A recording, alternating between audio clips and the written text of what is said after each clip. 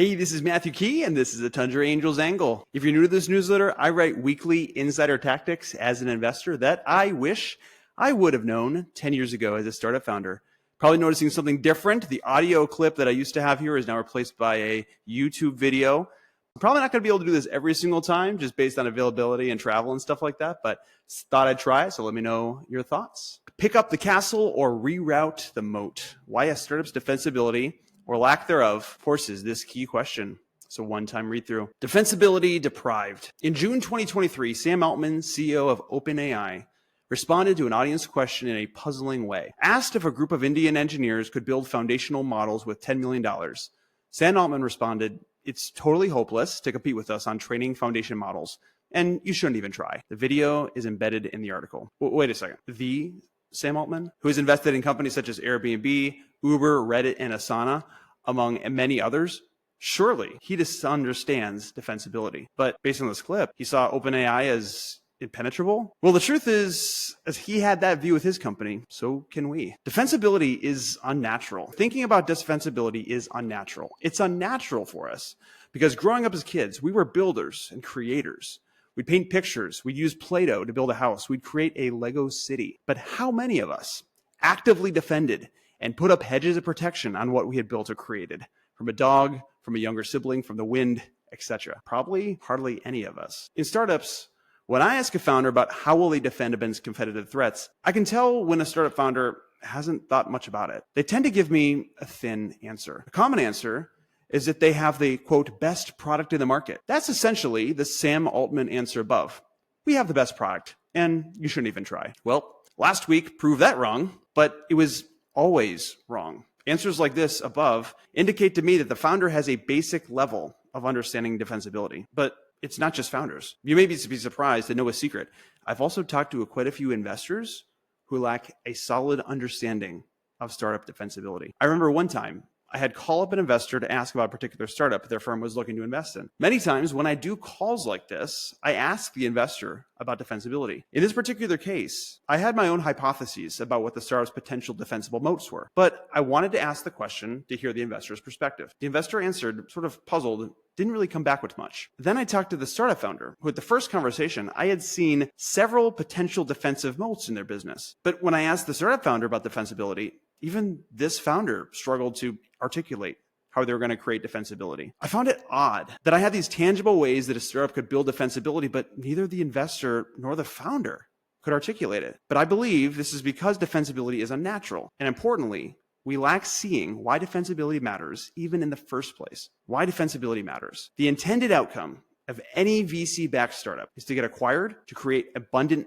business and societal value, and to realize a financial outcome for its stakeholders. How does a startup increase its chances of an acquisition? Defensibility is one major answer. To frame up defensibility, I'll use the metaphor of a castle and a moat. When an incumbent or other market actor meets a startup, the actor has two main options. Either one, leave the startup alone and see what happens, which is the typical initial posture, or go into attack mode and try to reroute the startup's moat. The startup's aim should be to become so defensible that a market actor would prefer to pick up the entire castle rather than reroute the moat. You want to make your startup so defensible that it triggers an acquisition rather than war. That has become so defensible that the market actor would rather not spend the time and capital trying to reroute your moat, but just prefer to pick up the entire castle and acquire you. Time and capital are the limitations of most opportunities and endeavors. So defensibility isn't just a cute thing that investors acquire about. Investors know that startups that have strong defensibility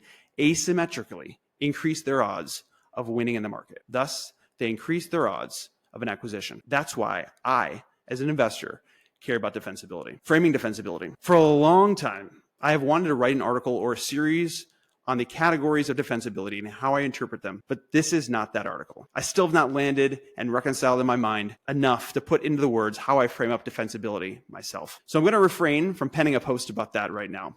Someday that day will come. But in the meantime, let me share a framework that has helped me think about defensibility at a high level. It's from James Currier of the VC firm NFX. And the article is hyperlinked in the article, my article. It's called Defensibility Adds the Most Value for Founders. I want to give you some examples of defensibility. Here are 3 examples of defensibility from the Tundra Angels portfolio. First company, Conovate. with co-founder and CEO Dr. Carol Hirschmogel. Conovate is a material science startup that has developed a new nano composite that can replace graphite in batteries.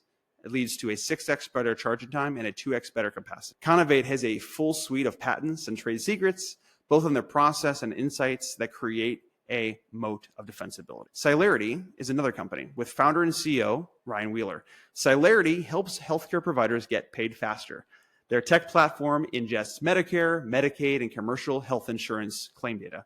It verifies the accuracy of the claims and underwrites against the claims to advance working capital to the healthcare provider within 36 hours. Cylarity has several defensible moats. One in particular is their business model and go-to-market strategy. And instead of selling to the end user, the healthcare firm who is needing the working capital, Cylarity instead goes upstream to the payment clearinghouses that process the river of $4.5 trillion of healthcare payments. And Cylarity becomes an embedded partner to them. With a new value-add tool in their sales bag, the clearinghouses then go to the end customers, the healthcare providers, the actual users and benefactors of the product, to get them to opt into the Cylarity solution. This is how the right business model can create defensibility in the market. With this move to selling into clearinghouses, Cylarity, importantly, avoids a draconian sales cycle in healthcare. And by the way, this creates another defensive bull moat, Cylarity's rapid tempo of customer acquisition. The third example is Even, with founder and CEO Mag Rodriguez. Even is a direct-to-fan platform where artists can pre-release their music 14 days out, 30 days out, etc. Ahead of going onto streaming platforms. Followers can buy their music and get exclusive access to content that they only put out on Even. Funny enough, Mag posted on LinkedIn today a post that highlights several of their moats.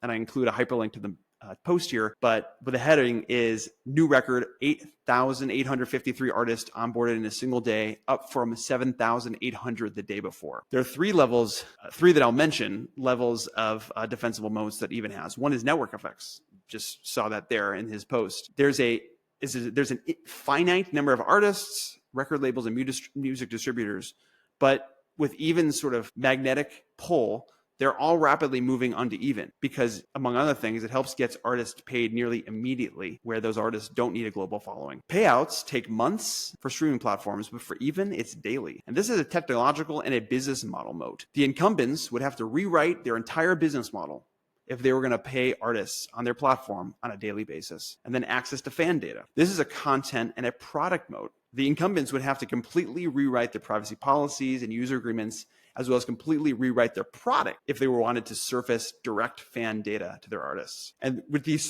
just three company examples, you can start to envision the defensibility at play that can cause an incumbent to just pick up the castle rather than reroute the moat. Closing thoughts. As Sam Altman displayed, no company, no matter how much talent or capital, is impenetrable. That's why founders should be brutally honest of where you stand. Is your startup a proverbial little hut in the countryside? Is it a tower without a moat that needs to pay attention to defensibility? Or like Sam Altman, is what you think is your moat can be rerouted with a competitive maneuver? The goal for any startup should be to become castles with deep and wide defensible moats. Defensibility matters because startups that have strong defensibility asymmetrically increase their odds of an acquisition. Because you want your startup to become so defensible that a market actor would prefer to pick up the entire castle rather than reroute the moat. Thanks for checking out the Tundra Angels angle. Hit the link below at the bottom of the article to check all of my entire library of articles. I'll just highlight a couple ones here. Most recent one is The Tale of Two Fundraising Founders. That was a really, really crazy story. Actually involves Mag with Even as well. Why We Passed in the Startup, episode 8. Two types of investor conviction. Why investors on the cap table do not change the underlying startup opportunity. And this is from Before Christmas. 5 ways that a manhunt acts like venture capital. How velocity of inputs and information asymmetry creates leverage. As always, let me know your thoughts, suggestions, and let me know how things are going in the trenches of startup warfare, as it were. Would love to hear from you. Thanks, everybody.